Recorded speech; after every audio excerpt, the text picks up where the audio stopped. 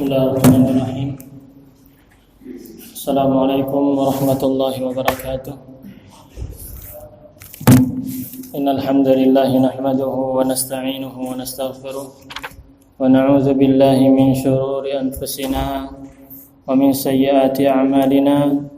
Man yahdihillahu fala mudilla lahu wa man yudlil fala hadiya lahu. Asyhadu an la ilaha illallah wahdahu la syarika lahu وأشهد أن محمدا عبده ورسوله. قال الله تعالى: يا أيها الذين آمنوا اتقوا الله حق تقاته ولا تموتن إلا وأنتم مسلمون. يا أيها الناس اتقوا ربكم الذي خلقكم من نفس واحدة وخلق منها زوجها وبث منهما رجالا كثيرا ونساء واتقوا الله الذي تساءلون به والأرحام إن الله كان عليكم رقيبا. يا أيها الذين آمنوا اتقوا الله وقولوا قولا سديدا يصلح لكم أعمالكم ويغفر لكم ذنوبكم ومن يطع الله ورسوله فقد فاز فوزا عظيما. فإن أصدق الحديث كتاب الله وخير الهدي هدي محمد صلى الله عليه وسلم وشر الأمور محدثاتها وكل محدثة بدعة وكل بدعة ضلالة وكل ضلالة في النار. Jamaah yang dimuliakan Allah Subhanahu wa taala, alhamdulillah kita bersyukur kepada Allah Subhanahu wa taala yang telah memudahkan kita untuk melanjutkan kajian yang kita berharap kepada Allah Subhanahu wa taala. Dengan adanya kajian seperti ini, Allah Subhanahu wa taala memberikan kepada kita ilmu yang bermanfaat sehingga kita bisa amalkan, dan amal yang kita amalkan itu diterima di sisi Allah Subhanahu wa taala. Demikian pula kita berharap kepada Allah Subhanahu wa taala, dengan kita mempelajari agamanya maka iman kita semakin bertambah, semangat kita dalam beribadah semakin bertambah, dan ibadah kita juga semakin benar sesuai dengan apa yang disyariatkan oleh Allah dan Rasul-Nya.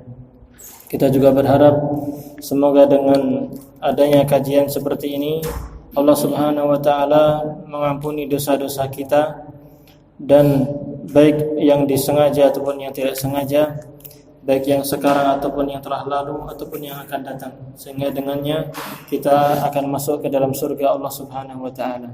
Kita juga berharap agar bisa berjumpa nanti dengan Nabi kita Muhammad sallallahu alaihi wasallam, baik di telaga Haud, di telaga pada hari kiamat ataupun di surga nanti.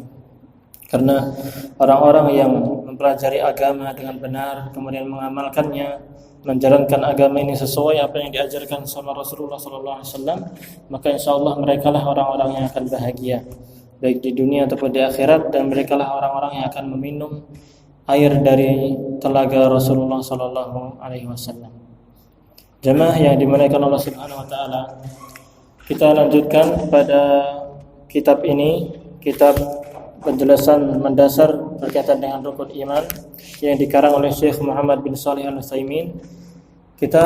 Kemarin kita telah menjelaskan dalil-dalil atau bukti-bukti yang menunjukkan akan adanya Allah Subhanahu wa taala. Dan ini termasuk rukun atau makna dari rukun iman kepada Allah Subhanahu wa taala. Kita meyakini bahwasanya Allah itu ada. Kita telah menjelaskan kemarin dalil berkaitan dengan fitrah, kemudian dalil berkaitan dengan akal, dalil secara akal yang menunjukkan bahwasanya Allah itu ada, dalil secara syariat yang menunjukkan Allah Subhanahu wa taala itu ada. Kemudian kita telah sampai kepada dalil yang berupa indera, penglihatan, pendengaran, ya, yang menunjukkan akan adanya Allah Subhanahu wa taala. Kemarin kita telah jelaskan bahwasanya adanya orang-orang yang dikabulkan doanya oleh Allah Subhanahu wa taala. Kemudian ketika ada orang yang meminta kepada Allah agar dihilangkan dari musibah, lalu Allah Subhanahu wa taala memberikan solusi dan memberikan jawaban dari doa-doa mereka, maka ini menunjukkan Allah itu ada. Kita contohkan kemarin bagaimana doanya Nabi Nuh alaihi salam ketika beliau berdoa agar diselamatkan dari orang-orang zalim, kemudian agar orang-orang kafir dibinasakan.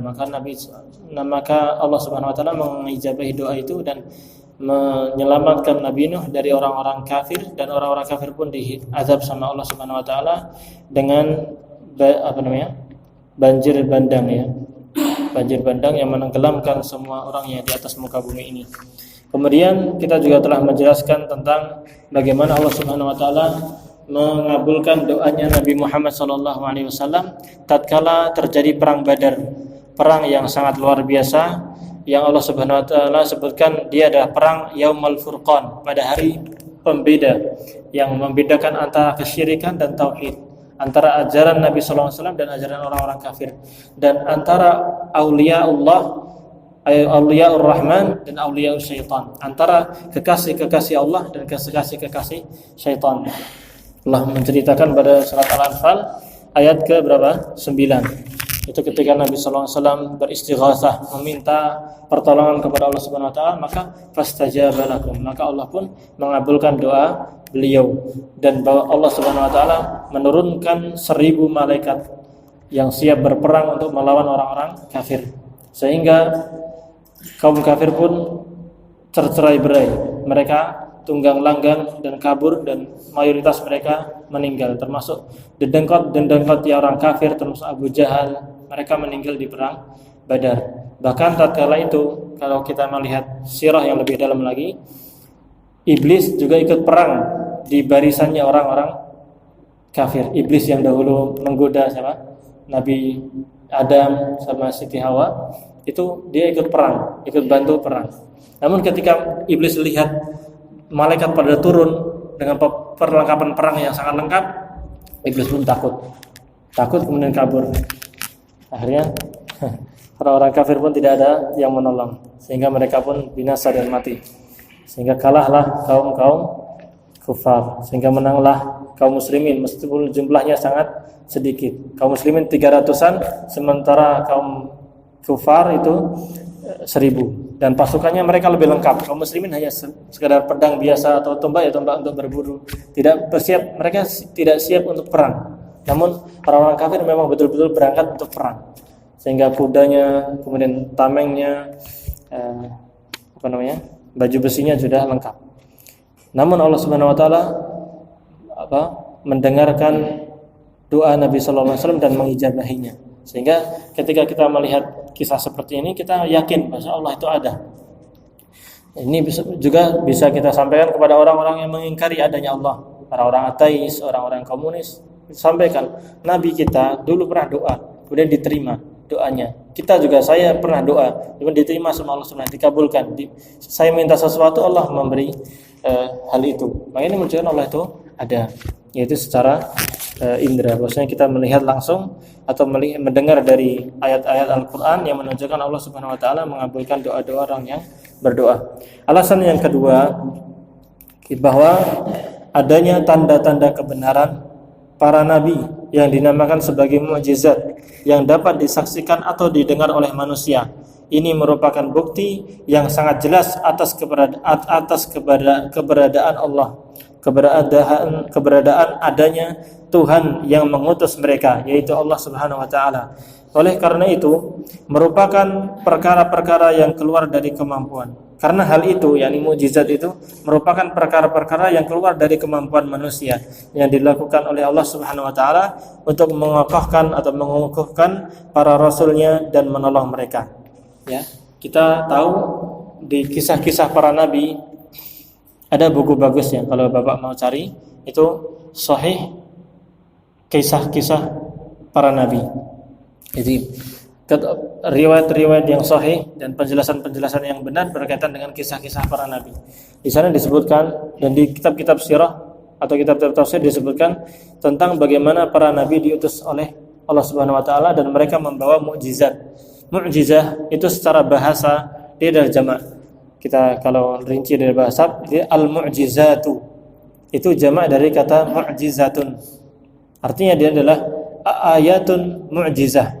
Tanda yang bisa yu'jizun nas, ayatun tu'jizun nasa an ya'tu bimithliha. Jadi tanda kekuasaan Allah Subhanahu wa taala yang Allah berikan kepada nabi sebagai bukti bahwasanya itu nabi ini betul-betul diutus oleh Allah Subhanahu wa taala. Kemudian ayat ini tu'jizun nasa an ya'tu bimithliha. Itu membuat manusia tidak mampu untuk mendatangkan yang semisalnya. Karena ini murni datang dari Allah Subhanahu wa taala. Kita tahu bahwasanya Allah Subhanahu wa taala menurunkan mukjizat ini kepada para nabi-nabi, para rasul sesuai dengan keadaan masyarakatnya. Misalnya kita lihat pada zamannya Nabi Isa itu terkenal dengan at-tib, terkenal dengan apa namanya? Kedokteran. Mereka canggih, kaumnya Nabi Isa, mereka canggih dalam kedokteran, bisa menyembuhkan ini, menyembuhkan itu. Maka mukjizat yang Allah Subhanahu wa taala berikan kepada Nabi Isa juga berkaitan dengan kedokteran, namun kedokteran yang luar biasa yang tidak bisa dilakukan oleh manusia pada zaman itu, meskipun mereka handal dalam masalah kedokteran. Seperti Nabi Isa, nanti akan dijelaskan ya. Nabi Isa bisa menghidupkan orang yang mati, bisa menyembuhkan orang yang terkena lepra, bisa disembuhkan sama Nabi Isa alaihissalam. Nah, itu dengan izin Allah Subhanahu wa taala. Nanti kita baca insyaallah. Kemudian seperti zaman Nabi Musa alaihissalam. Beliau hidup pada zaman Fir'aun dan mayoritas masyarakat mereka bangga dengan adanya sihir. Adanya apa? Sihir, dan Fir'aun memiliki banyak sihir. Mereka bangga dengan itu. Maka sebagai bukti akan kenabian Nabi Musa alaihissalam, maka Allah Subhanahu wa taala menurunkan mukjizat, tanda kekuasaan Allah Subhanahu wa taala yang berupa dengan bukan semisal, tapi semisal dengan apa namanya? Semisal dengan sihir, namun tidak serupa dengan sihir. Dia bukan sihir, namun dia bisa mengalahkan sihir-sihir itu. Oleh karena itu, nanti kita baca di ayatnya, orang-orang kafir yang diketuai sama Fir'aun, mereka ketika mengingkari Nabi Musa alaihissalam, mereka menantang Nabi Musa. Kita membuat perjanjian, wahai Musa, kita membuat perjanjian untuk bertemu dalam suatu tempat di waktu tertentu. Kemudian setelah itu saya akan kumpulkan, kata Firaun, saya akan kumpulkan manusia semuanya untuk menyaksikan siapa di antara kita yang benar. Apakah kamu betul-betul rasul yang diutus oleh Tuhanmu atau tidak? Kemudian Firaun mengumpulkan manusia dan mengajak atau mengundang para ahli sihir semuanya. As-saharah, para orang ahli sihir semuanya diundang untuk mengikuti acara itu. Untuk apa? Untuk menantang Nabi Musa. Bisa enggak dia melawan penyihir-penyihir ini yang handal ini? Maka ini kita lanjutkan ya. Kita baca di surat Asy-Syu'ara. Bapak nanti bisa dibaca di surat Asy-Syu'ara dari mulai ayat pertama, boleh? Dari ayat pertama. Ya. Bisa ayat 10. Dari ayat 10 nanti sampai ayat panjang nih. Ya, 80 juga sampai.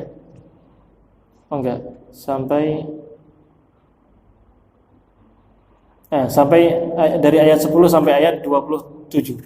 Berkaitan dengan kisah Nabi Musa alaihissalam dan Fir'aun dan para tentaranya. Yang mana mereka tidak mau beriman kepada Nabi Musa alaihissalam dan mereka senantiasa menentang Nabi Musa. Maka Syu'ara surat ke-26.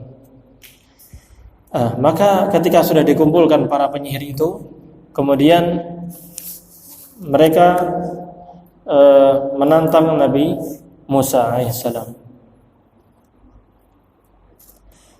Maka Nabi Musa pun berkata kepada mereka, qala lahum Musa. Nabi Musa berkata kepada para penyihir yang handal itu, alqu ma antum mulqun. Lemparkan apa yang kalian ingin lemparkan.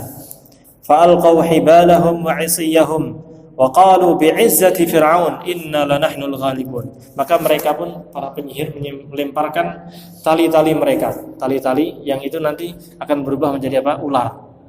Nah, itu sihir yang luar biasa. Tali bisa jadi apa? Ular. Fa alqaw hibalahum wa 'isiyahum wa qalu, dan mereka mengatakan ketika sambil melempar sambil mengatakan bi'izzati fir'aun, dengan kemuliaan Fir'aun, karena mereka menuhankan Fir'aun. Inna lanahnul ghalibun, sungguh kami yang akan menang.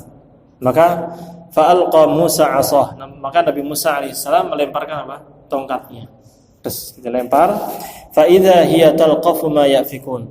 Maka tiba-tiba apa namanya? Tongkat itu berubah menjadi ular dan dia memakan apa yang mereka buat-buat. Yani memakan tali-tali tadi yang berubah menjadi ular, dimakan semuanya. Maka orang-orang para penyihir ini tahu, nggak mungkin kalau sihir seperti ini. Ini bukan sihir ini. Mereka mengakui bahwasanya orang yang ahli sihir, mereka paham apa itu sihir, seluk-beluknya paham. Tapi ketika melihat tongkat yang dilempar sama Nabi Musa alaihissalam, mereka yakin, oh ini bukan dari sihir, ini murni dari Allah Subhanahu wa taala. Maka faulqiyas saharatu sajidin. Maka orang-orang para penyihir itu pun langsung sujud kepada Allah Subhanahu wa taala, mengakui bahwasanya ini bukan dari manusia. Enggak mungkin manusia membuat sihir seperti ini. Ini murni dari Allah, yaitu Tuhannya Nabi Musa. Maka mereka pun sujud kepada Allah Subhanahu wa taala dan mereka mengatakan qalu amanna bi rabbil alamin. Aku beriman kepada Rabbul alamin, pencipta, penguasa, pemilik alam semesta. Rabbi Musa wa Harun, Tuhannya Musa dan Harun. Mereka beriman dengan mukjizat yang dibawa Nabi Musa alaihissalam. Dan ini mukjizat ini diberikan oleh Allah Subhanahu wa taala kepada Musa untuk menetapkan bahwa ini betul-betul utusan dari Allah Subhanahu wa taala. Maka orang-orang yang mengetahui mukjizat itu mereka mengakui dan langsung beriman kepada Allah Subhanahu wa taala. Namun orang-orang yang mengingkari seperti Firaun dan bala tentaranya, maka mereka tidak akan beriman. Sehingga Allah Subhanahu wa taala pun azab mereka, siksa mereka. Dan itu Nabi Musa alaihissalam. Ada juga kisah-kisah seperti Nabi Muhammad alaihi salatu wasallam. Nabi Muhammad sallallahu alaihi wasallam beliau memiliki banyak mukjizat yang lebih banyak daripada nabi-nabi yang lain. Kalau Nabi Musa itu hanya segitu, kemudian juga banyak sekali juga disebutkan dalam Al-Qur'an seperti Allah Subhanahu wa taala mengirimkan kata yang menyerang kotanya Firaun, kemudian Allah Subhanahu wa taala juga mengubah air itu ketika di zamannya Nabi Musa, ketika orang-orang kaum Firaun dan kaumnya tidak mau beriman, maka air yang biasa itu berubah menjadi darah. Ketika misalnya ada keran, kemudian orang kafir minum, ketika mau minum dia berubah menjadi darah sehingga tidak minum. Namun orang yang beriman kepada Nabi Musa, maka ketika minum ini seperti air biasa. Itu menurut mukjizat dari Allah Subhanahu wa taala. Allah juga menurunkan al-jarad, itu jarad apa namanya? Yang terbang itu bukan lalat, belalang yang menyerang kaumnya Firaun dan bala tentaranya. Itu menunjukkan mukjizat Allah Subhanahu wa taala. Namun mukjizatnya Nabi Muhammad sallallahu alaihi wasallam lebih besar, lebih banyak. Di antaranya adalah yang terbesar adalah ini Al-Qur'an. Al-Qur'anul Karim ini mukjizatnya Nabi Muhammad sallallahu alaihi wasallam. Di zamannya Nabi Muhammad sallallahu alaihi wasallam, orang-orang kafir Quraisy mereka berbangga-bangga dengan syair. Berbangga-bangga dengan kata-kata yang indah. Syair, nasr. Kemudian oleh karena itu di sana ada terkenal dengan al-mu'allaqat.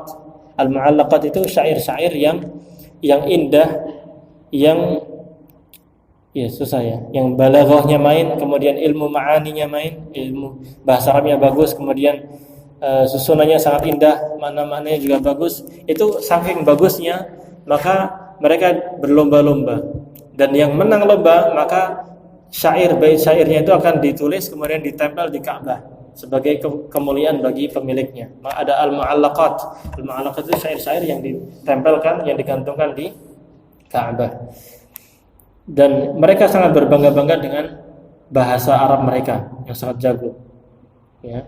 Kalau di Indonesia mungkin seperti puisi, namun puisi sendiri masih kurang. Ya, istilahnya puisi itu kan kadang ada sajaknya, kemudian akhir katanya sama semua. Itu. Di bahasa Arab juga ada. Misalnya kadang ada nuniyah. Nuniyah itu syair bahasa Arab yang akhirnya akhir katanya semuanya nun semua, padahal ada 1000 bait syair akhirnya nun semua. Atau mimiyah itu juga akhirnya mim semua, atau haiyah akhirnya ha semua. Dan kata-katanya sangat indah. Mereka berbangga-bangga dengan perkataan yang sangat indah itu. Maka Allah Subhanahu wa taala menurunkan Al-Qur'an ini di antaranya juga sebagai mukjizat untuk mengalahkan syair-syair mereka. Bahasa Al-Qur'an ini lebih luar biasa dibandingkan bahasa-bahasa mereka.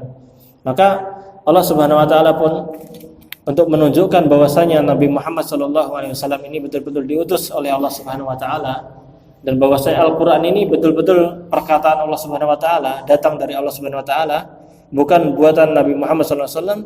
Maka Allah Subhanahu wa taala dalam banyak ayatnya menantang orang-orang kafir Quraisy. Orang-orang kafir Quraisy jago bahasa Arab, paham bahasa Arab, bisa membuat syair yang sangat indah. Namun Allah Subhanahu wa taala menantang mereka. Dalam surat Al-Baqarah, kita baca surat Al-Baqarah ayat 21 ya. Allah Subhanahu wa taala berfirman, "Wa in kuntum fi raibin mimma nazzalna 'ala 'abdina fa'tu bi suratin min mithlihi."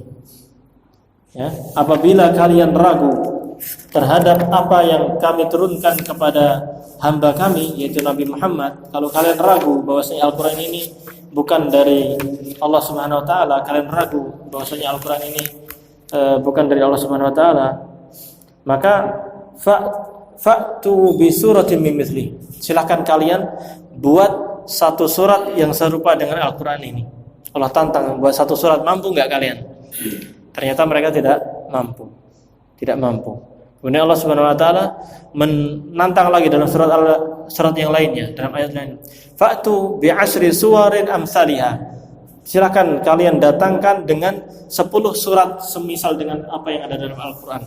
Bisa enggak mereka? Enggak bisa. Padahal mereka jago bahasa Arab, paham bahasa Arab, tahu bagaimana menyusun kata-kata yang sangat indah, namun tidak bisa membuat yang semisal dengan Al-Qur'an. Kemudian Allah Subhanahu wa taala menantang dengan untuk memfa'tu bimithlihi, maka datangkanlah dengan yang semisal dengan Al-Qur'an. Maka mereka juga tidak mampu. Ini menunjukkan bahwasanya ayat Al-Qur'an atau Al-Qur'an ini murni datang dari Allah Subhanahu wa taala, dan ini merupakan perkataan Allah Subhanahu wa taala, firman-firman Allah Subhanahu wa taala. Ini juga menunjukkan mukjizatnya Nabi Muhammad SAW. Ini mukjizat yang terbesar, baik itu dalam susunan atau kata-katanya, lafaz-lafaznya, atau dari syariat-syariatnya. Ini juga mukjizat, menunjukkan Al-Qur'an ini bukan datang dari Nabi Muhammad SAW, bukan dikarang oleh Nabi Muhammad SAW sebagaimana yang dikatakan sama orang-orang kafir, namun ini murni dari Allah Subhanahu wa taala. Syariat-syariat yang begitu indah. Kemudian Al-Qur'an ini juga mengabarkan tentang cerita-cerita sebelum kita. Adanya Nabi Nuh, Nabi Musa. Kapan kita tahu? Kita enggak tahu, ya kan? Kita juga tidak pernah tahu, kecuali ketika Allah Subhanahu wa taala mengabarkan dalam Al-Qur'an. Kita tahu sekarang ada Fir'aun, ada Qarun, ada Haman, ada Musa, Nabi Musa, ada Nabi Isa, Nabi Adam, Nuh, Hud, Saleh, dan sebagainya. Kisah-kisahnya kita tahu, kenal, dan itu memang betul terjadi. Ini menunjukkan Al-Qur'an ini murni dari Allah Subhanahu wa taala. Kita tahu Nabi Muhammad SAW di antara sifat beliau itu ummi, artinya tidak bisa membaca dan tidak bisa menulis. Oleh karena itu ketika awal mula Jibril alaihissalam mendatangi Nabi Ibrahim sallallahu alaihi wasallam, malaikat Jibril mengatakan Iqra, baca. Ya Muhammad, Iqra, baca. Nabi Muhammad mengatakan apa? Ma ana biqari, saya enggak bisa baca. Memang beliau tidak bisa baca dan tidak bisa menulis. Sifat beliau ini tidak bisa baca, tidak bisa menulis, ini bukan celaan, namun ini adalah pujian. Dan ini menunjukkan bahwasanya Al-Qur'an ini tidak dikarang sama Nabi Muhammad SAW. Orang-orang kafir mereka mengatakan Al-Qur'an ini dibuat sama Muhammad. Nabi Muhammad membaca kitab-kitab sebelumnya, kitab-kitab sejarah sebelumnya, kemudian diringkas jadi Al-Qur'an. Tidak seperti itu. Padahal Nabi Muhammad SAW tidak membaca. Ini untuk bantahan kalau antum mendapatkan syubhat, pemikiran yang menyimpang tentang hal ini. Muhammad itu buat Al-Qur'an, dia baca di kitab-kitab lain kemudian diringkas jadi Al-Qur'an. Maka kita bantah, Nabi Muhammad SAW tidak bisa baca, gimana mau meringkas gitu ya. Kemudian Nabi Muhammad SAW juga tidak bisa menulis. Oleh karena itu, kalau beliau ingin mengirim surat ketika berdakwah, beliau banyak mengirim surat kepada raja-raja di sekitarnya, raja Persia, raja Romawi, Najasyi, ya, raja-raja di sekitar Arab. Maka Nabi SAW menyuruh sahabatnya menulis. Kemudian beliau baru membuat stempel. Oleh karena itu kita tahu Nabi Muhammad SAW memiliki cincin yang di situ ada stempelnya Nabi Muhammad SAW. Kalau sahabat sudah nulis, beliau ketok, sudah stempel, kirim ke kerajaan, raja-raja. Itu menunjukkan bahwasanya Al-Quran itu murni dari Allah Subhanahu Wa Taala. Pernah Nabi Muhammad SAW ditanya sama orang Yahudi. Orang Yahudi mereka memiliki ilmu karena mereka mendapatkan kitab apa? Taurat. Orang-orang Nasrani juga dapat apa? Injil. Orang-orang Yahudi pernah mengetes Nabi Muhammad SAW. Coba ceritakan tentang Nabi. Kalau betul kamu Nabi, ceritakan tentang Ashabul Kahfi. Itu orang-orang yang berlindung di gua. Atau ceritakan tentang Dzulqarnain. Ya, ini antum bisa baca di sebab turunnya surat Al-Kahfi. Surat Al-Kahfi itu disunahkan nanti dibaca di hari Jumat ini. Antum baca lengkap, meskipun tidak sekali duduk. Nabi Muhammad SAW ditantang sama orang-orang Yahudi. Datang, kalau memang betul kamu Nabi, diutus sama Allah Subhanahu Wa Taala, ceritakan tentang Dzulqarnain, kemudian tentang Ashabul Kahfi. Ceritakan tentang itu. Maka Nabi Muhammad SAW mengiyakan, iya, besok saya ceritakan. Namun Allah Subhanahu Wa Taala tegur dalam, jangan kamu mengatakan besok saya akan melakukan sesuatu kecuali mengatakan insya Allah. Maka setelah itu tidak turun ayat tentang berkaitan dengan Ashabul Kahfi dan Dzulqarnain. Setelah itu Allah Subhanahu Wa Taala menurunkan surat Al-Kahfi lengkap yang menjelaskan di situ tentang kisah Ashabul Kahfi secara lengkap dan kisahnya Dzulqarnain secara lengkap. Nah, itu menunjukkan bahwasanya Nabi Muhammad SAW itu betul-betul Nabi. Itu diantara makna mukjizat Al-Quran. Ya, dan banyak sekali ya. Nanti mungkin kesempatan lain kita mempelajari tentang mukjizat-mukjizat Nabi SAW. Intinya mukjizat itu menunjukkan bahwasanya Allah Subhanahu Wa Taala itu ada. Dan Nabi atau Rasul yang diutus oleh Allah Subhanahu Wa Taala untuk memperingatkan manusia agar mereka menyembah kepada Allah Subhanahu Wa Taala itu betul-betul diutus oleh Allah Subhanahu Wa Taala, bukan orang-orang yang mengada-ada. Dengan seperti ini kita semakin yakin bahwasanya Al-Quran ini murni dari Allah Subhanahu Wa Taala dan Islam ini agama yang paling benar. Dan Nabi Muhammad SAW adalah Nabi kita, sehingga kita mengatakan raditu billahi rabba wa bil islami dina wa bi Muhammadin sallallahu alaihi wasallam nabiyya. Aku rela, aku telah ridha bahwasanya Allah Subhanahu Wa Taala adalah Tuhanku dan Islam ini adalah agamaku dan Muhammad sallallahu alaihi wasallam adalah nabiku. Syekh melanjutkan sebagai permisalan bagi mukjizat. Misalnya adalah mukjizat Nabi Musa alaihi salam. Ketika Allah Subhanahu Wa Taala memerintahkan pukullah laut itu dengan tongkatmu, lalu Nabi Musa alaihi salam pun memukul laut itu, maka laut itu pun terbelah dan terbuka atau membuka 12 jalan yang kering, sedangkan air laut berada di antaranya layaknya gunung-gunung. Allah Subhanahu Wa Taala berfirman dalam surat Asy-Syu'ara ayat ke-63 yang tadi lanjutan dari kisah tadi. Wa auhayna ila Musa an idrib bi'asaka al-bahr fanfalaqa fakana kullu firqin kat-tawdil 'azim. Ya. Jadi lalu kami wahyukan kepada Musa, pukullah laut itu dengan tongkatmu, maka terbelahlah lautan itu dan setiap belahan seperti gunung yang besar. Mana tadi surah Asy-Syu'ara? Sudah tertutup. Asy-Syu'ara, antum buka Asy-Syu'ara. Saya baca Al-Quran. Buka Al-Quran. Asy-Syu'ara. Ini. Jadi tadi ketika Fir'aun sudah mulai gerah karena kalah dengan dalil-dalil atau mukjizat-mukjizat yang dibawakan oleh Nabi Musa alaihissalam, maka Fir'aun pun memerintahkan atau musyawarah dengan pejabat-pejabatnya untuk membunuh Musa dan kaumnya, yaitu Bani Israel. Maka Allah Subhanahu Wa Taala mewahyukan kepada Nabi Musa alaihissalam, ini surat Asy-Syu'ara ayat ke-52. Wa auhayna ila, maka kami wahyukan kepada Musa agar silahkan dibawa hamba-hambaku ini, kamu dan umatmu silahkan pergi.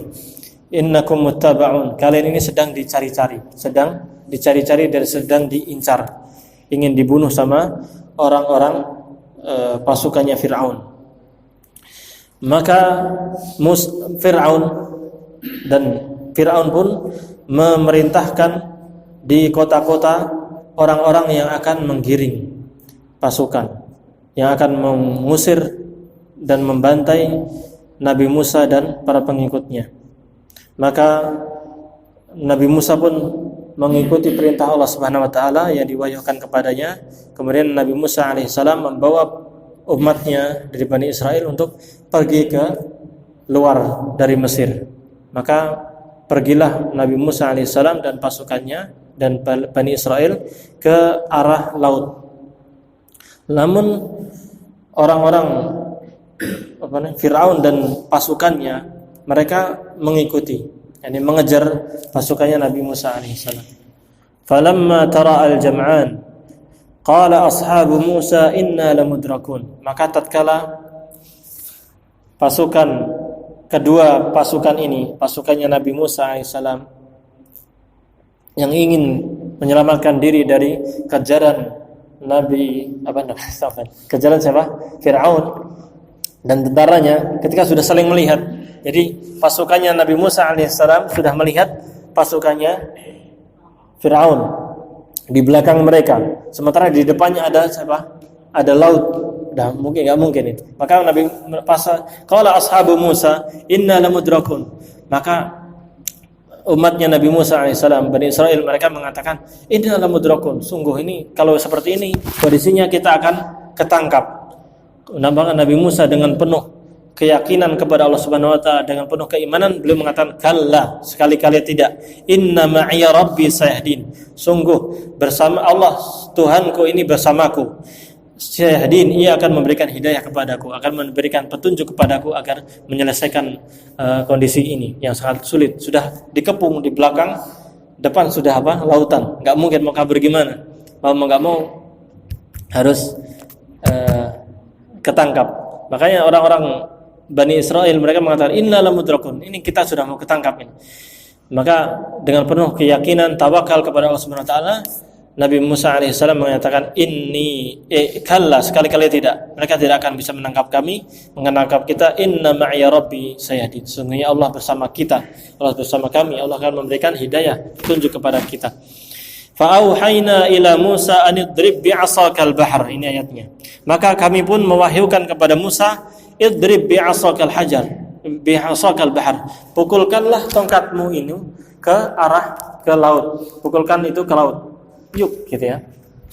Fanfalaqa fakana kullu firqin kattawdil azim. Maka terbelahlah lautan itu, maka setiap belahan itu seperti gunung yang sangat menjulang tinggi. Karena itu laut itu menjadi kering. Jadi di sini ya, jadi terbelah menjadi berapa tadi? 12. Seperti jalan 12. Jadi sini laut kemudian terbelah. Langsung ini jalan. Dan masing-masing jalan ini kering, seperti tidak ada air, kering, seperti daratan. Dan samping-sampingnya itu apa? Air yang menjulang tinggi seperti gunung. Itu ya, penjelasan seperti itu. Jadi seperti itu. Bahkan yaitu menunjukkan kekuasaan Allah Subhanahu wa taala. Bagaimana satu tongkat kemudian terbelah menjadi berapa? 12. Sehingga kaumnya Nabi Musa alaihissalam dari Bani Israel yang jumlahnya sangat banyak, mereka berhasil untuk melewati lautan itu sehingga bisa menyelamatkan diri. Nah, tatkala sudah menyelamatkan diri, maka dan sudah sampai di daratan sebelah sana, maka Allah Subhanahu wa taala menutup laut tadi sehingga pasukannya Fir'aun dan di dalamnya juga termasuk Fir'aun, mereka tenggelam di lautan itu. Ya, itu menunjukkan tanda-tanda kekuasaan Allah Subhanahu wa taala. Oleh karena itu di ayatnya sini Allah Subhanahu wa taala mengatakan wa anjayna Musa wa man ma'ahu ajma'in. Dan kami telah menyelamatkan Musa dan orang-orang yang bersamanya, yaitu orang-orang yang beriman, semuanya kami selamatkan. Wa thumma aghraqnal akharin. Kemudian kami tenggelamkan orang-orang yang lain. Yakni siapa? Firaun dan bala tentaranya. Mereka tenggelamkan. Maka di saat itulah mereka hancur. Dan disitulah Allah Subhanahu wa taala mengatakan inna fi dzalika laayah. Sesungguhnya di dalam cerita itu, kisah itu, hal itu laayah, benar-benar ada tanda kekuasaan dari Allah Subhanahu wa taala yang menunjukkan mukjizat yang Allah berikan kepada Nabi Musa alaihissalam, yang menunjukkan bahwasanya Nabi Musa alaihissalam betul-betul utusan Allah Subhanahu wa taala. Wa ma kana aktsaruhum mu'minin, dan mayoritas mereka bukan orang-orang yang beriman, yaitu kaumnya Nabi siapa? Yaitu Firaun dan bala tentaranya, mereka tidak beriman. Wa inna rabbaka lahuwal azizur rahim. Sesungguhnya Tuhanmu itu betul-betul maha perkasa lagi maha penyayang. Ini diantara mukjizat Nabi Musa alaihissalam. Ya, itu menunjukkan bahwa Allah itu ada dan Allah senantiasa menolong hamba-hambanya. Maka kita ketika mendapatkan problem jangan khawatir. Allah Subhanahu wa taala akan bersama kita. Kita senantiasa tawakal, menyerahkan urusan kita hanya kepada Allah Subhanahu wa taala, berdoa agar diselesaikan segala urusan kita. Contoh yang kedua adalah mukjizat Nabi Isa alaihissalam, di mana beliau dapat menghidupkan orang-orang yang mati dan mengeluarkan mereka dari kubur mereka dengan izin Allah Subhanahu wa taala. Allah Subhanahu wa taala berfirman tentangnya, wa uhyil mauta biiznillah, dan aku bisa menghidupkan yang mati dengan izin Allah. Itu semuanya dengan izin Allah Subhanahu wa taala. Kemudian Allah Subhanahu wa taala juga berfirman, wa idz tukhrijul mauta biizni, dan ingatlah wahai Musa ketika engkau bisa mengeluarkan orang yang mati dengan izin Allah. Allah mengeluarkan dengan izin Allah, Nabi Musa alaihissalam bisa menghidupkan orang yang mati. Ini lengkapnya nanti bisa dibaca di surat Al-Maidah. Surat Al-Maidah ayat-ayat terakhir tentang mukjizat Nabi Musa alaihissalam. Nabi siapa? Isa. Di antaranya juga orang-orang Hawariyun, mereka pengikutnya Nabi Isa alaihissalam, mereka ingin untuk menyicipi makanan dari langit, makanan dari Ma'idatan minas sama, hidangan makanan dari langit. Maka Allah Subhanahu wa taala, Nabi Musa alaihissalam pun berdoa kepada Allah Subhanahu wa taala agar diturunkan hidangan dari langit, maksud dari surga, agar menunjukkan bahwasanya Nabi Isa alaihissalam betul-betul dari utusan dari Allah Subhanahu wa taala. Maka Nabi Isa alaihissalam pun berdoa, Rabbana anzil alaina ma'idatan minas sama. Surat Al-Maidah ayat ke-114. Ya Allah, turunkanlah kepada kami hidangan makanan dari langit, agar itu menjadi hari raya atau perayaan bagi kami dan sebagai tanda kekuasaan dari Engkau. Mukjizat yang Allah Subhanahu wa taala jadikan sebagai tanda bahwasanya Allah Subhanahu wa taala itu betul-betul mengutus Nabi Isa alaihissalam. Maka Allah Subhanahu wa taala betul-betul menurunkan makanan itu dari langit sehingga mereka pun bisa memakan makanan itu. Namun orang-orang Bani Israel yang kaumnya Nabi Isa alaihissalam, di antara mereka masih ada yang kafir, masih enggak percaya. Sudah diturunkan beberapa mukjizat masih enggak percaya kalau ini Nabi utusan dari Allah Subhanahu wa taala. Ya. Di ayat yang 110 di sini dijelaskan tentang mukjizat-mukjizat Nabi Isa alaihissalam. Di antaranya Nabi Isa bisa berbicara kepada manusia. Tukallimun nasa fil mahdi wa kahla. Nabi Musa alaihissalam bisa berbicara tatkala masih di gendongan. Nabi Isa saya lupa. Saya salah sebut. Nabi Isa alaihissalam bisa berbicara tatkala masih bayi. Lahir kemudian bisa bicara. Itu kisahnya bisa dibaca di surat Maryam di ayat-ayat pertama. Dua lembaran pertama di situ disebutkan, atau setelahnya. Di ayat-ayat pertama di surat Maryam tentang Nabi Isa alaihissalam bahwasanya beliau bisa berbicara. Pertama. Yang kedua, Nabi Isa alaihissalam diberikan Allah Subhanahu wa taala kitab, ya. Diajarkan oleh Allah Subhanahu wa taala tentang kitab, hikmah, Taurat dan Injil.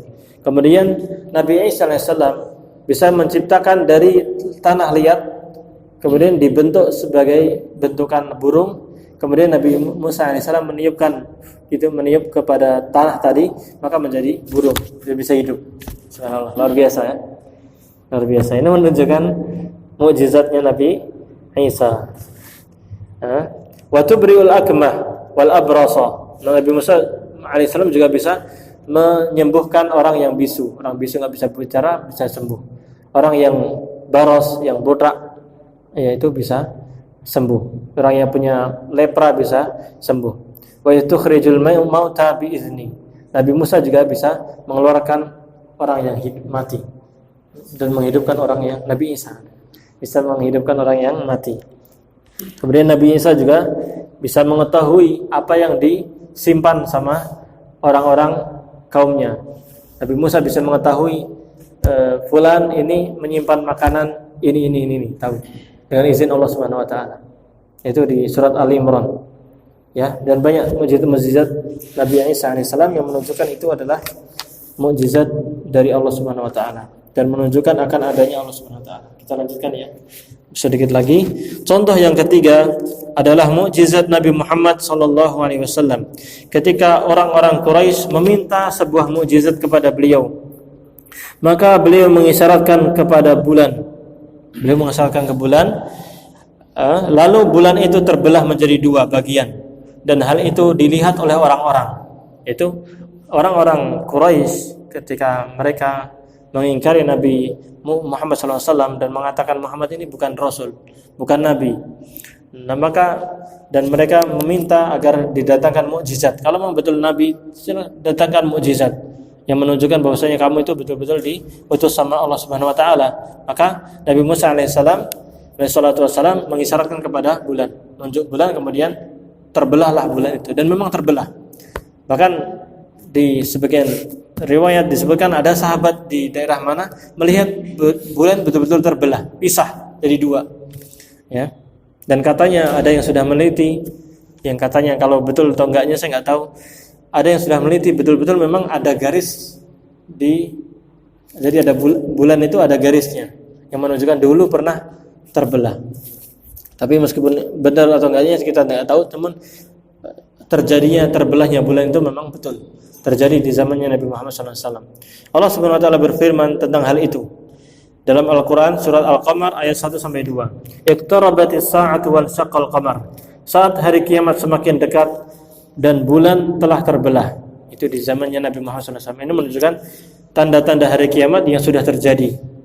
Itu terbelahnya bulan pada zaman Nabi Muhammad SAW. Wa iyyara ayatan yu'ridu wa yaqulu sihru mustamir. Dan jika mereka orang-orang musyrik itu melihat suatu tanda mukjizat, mereka berpaling dari hal itu dan berkata ini adalah sihir yang terus menerus. Oleh karena itu, ketika sudah terbelah seperti itu, melihat betul-betul terbelah dengan mata kepala mereka sendiri, mereka mengatakan masih enggak percaya itu sihir. Oleh karena itu di antara julukan dan ejekan orang-orang kafir Quraisy terhadap Nabi Muhammad SAW itu Nabi Muhammad dituduh sebagai penyihir, huwa sahir.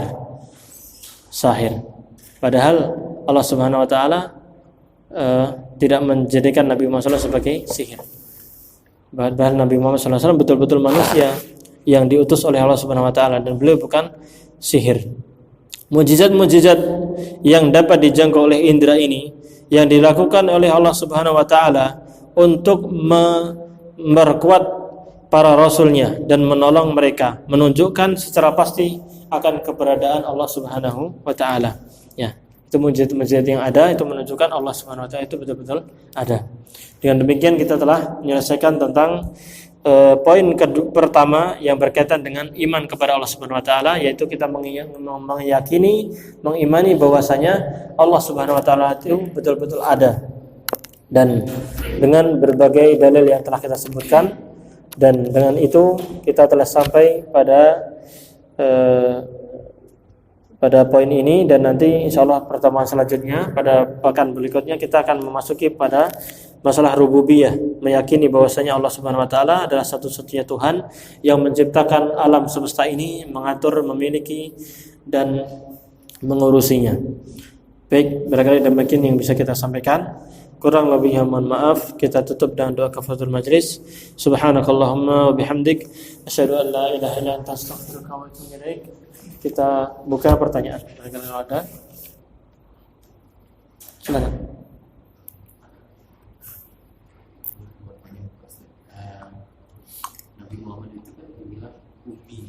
Iya.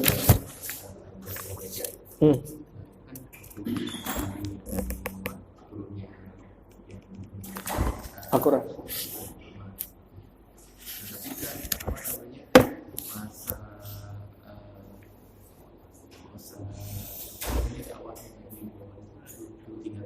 Iya, betul. Belajar. Iya. Ini. Iya. Itu memang sifat khusus, dan itu enggak cuma Nabi Muhammad SAW saja.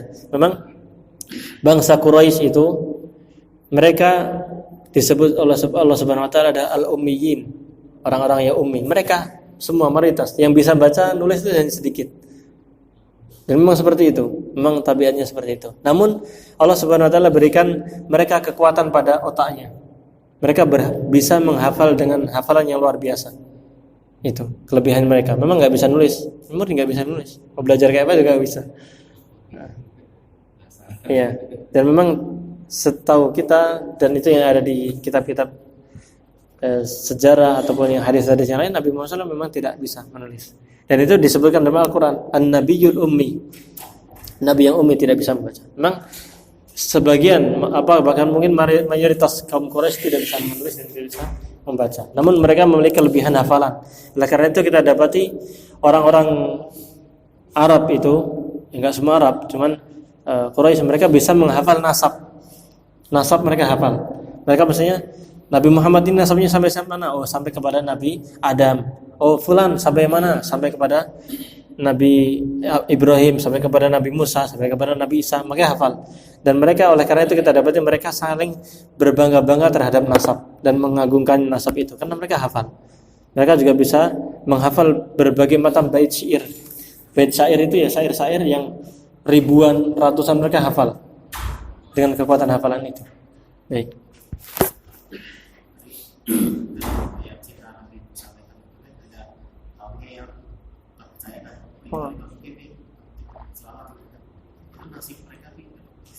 Yang selamat.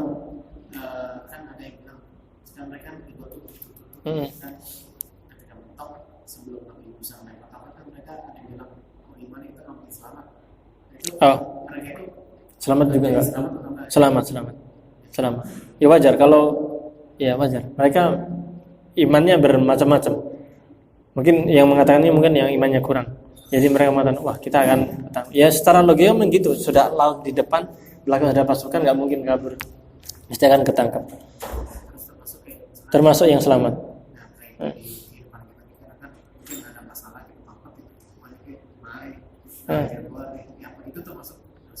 Enggak termasuk. Wajar saja. Namun kita hendaknya tawakal kepada Allah Subhanahu wa taala. Serahkan itu kepada Allah Subhanahu wa taala dan minta mohon agar dimudahkan urusan kita. Baik, barangkali demikian nih. Kurang lebihnya mohon maaf. Kita akhiri. Assalamualaikum warahmatullahi wabarakatuh. Silakan azan.